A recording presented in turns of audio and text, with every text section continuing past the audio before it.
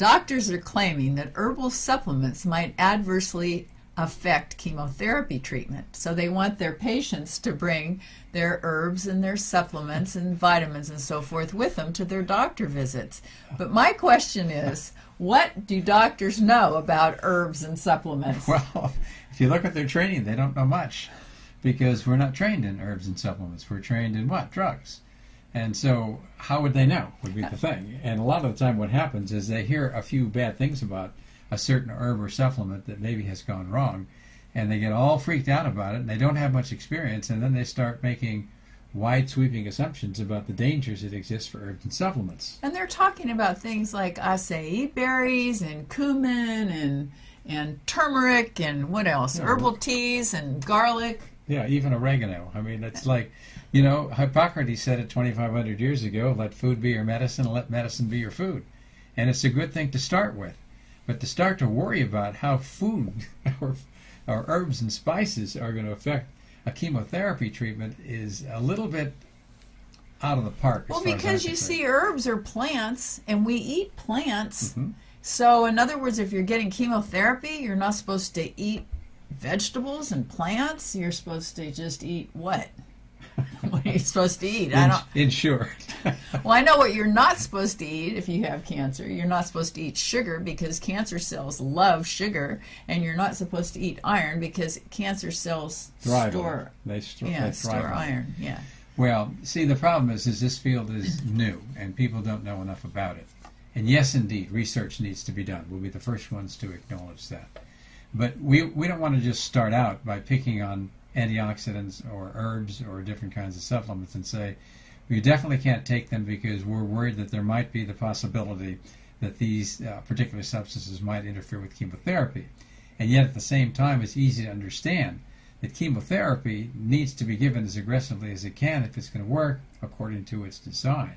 Well, you see, the difference is that chemotherapy is a poison, and the plants and herbs and so forth and the spices are healthy things. So I think what it is that the doctors are afraid that if you eat something healthy along with the poison, that the healthy might cancel out the poison and the healthy might be feeding the cancer cells. You said that in a very simple way that makes a lot of sense. When you look at the bottom line, that's a lot of what's happening out there. So we need to do the research if we're going to be aggressive like this. And I would suggest that if we're going to start picking on things like herbs and supplements, that we start picking on the drugs too. And not the chemotherapy drugs, but the myriad of other drugs that we take while we're going through chemotherapy. Because what do they do to the effects of chemo? Nobody really knows because they haven't been studied. Yet, I understand the philosophy of what they're concerned about when you're talking about, well, these antioxidants will do the very opposite thing that you'd like to see happen, because the drug is like the opposite of an antioxidant. It's actually killing cells. So if you protect the cells, then you'd be defeating the purpose of the chemotherapy. Now that's a theory. But I have a theory. The reason they're not worried about the medication is because most of the medicines are poison too. Well, so whether it's a chemotherapy or whatever other ones they take, they're not worried about let's it. Let's rephrase that a little. Well, it's toxic. Okay, everything taken in excess is toxic. Medicines always have we call them side effects, but they're not side effects. They're the actual effects of the drugs. And we have to be fair with the doctors. This is what they know. This is what they use. And it does have, in some clinical trials, benefits that are good. And they don't want to lose those. And that only makes sense. So we don't want to get overly aggressive about saying that doctors are unrealistic and they're not doing good science. But at the same time, we have to look at what we're doing and study it in a scientific way before we come to the conclusion that these are things that are actually going to be trouble. Well, what they want to do is they want to kill the cancer cells. The problem is that while they're killing the cancer cells, they're killing the healthy cells along with it.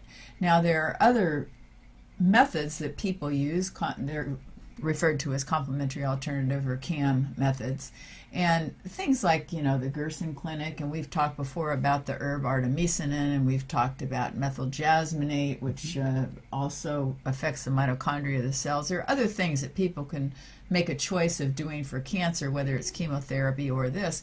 But is it a good idea to use these healthier methods along with chemotherapy in an integrative way, or is it better to keep them separate? And when you do take vitamins and supplements, is it better to take them at a different time than when you take the chemo? Like, say you have your chemotherapy treatment in the morning, maybe it's better to take your supplements in the evening. That makes perfect sense. And I think that that's probably what we need to do. So we need more research. We need to be using our common sense about eating food. I think we should be eating healthy foods. You want to maintain the health of the good cells the best that you can. You want to protect the metabolic terrain, which is the internal milieu of the body, which is what regulates the biochemistry of what's going on in ways that make sense. And you don't want to interfere with chemotherapy at the same time. So we can do things that blend therapies, even without the data at the beginning, but to give herbs and supplements a bad name, just categorically, is probably being a little bit unfair.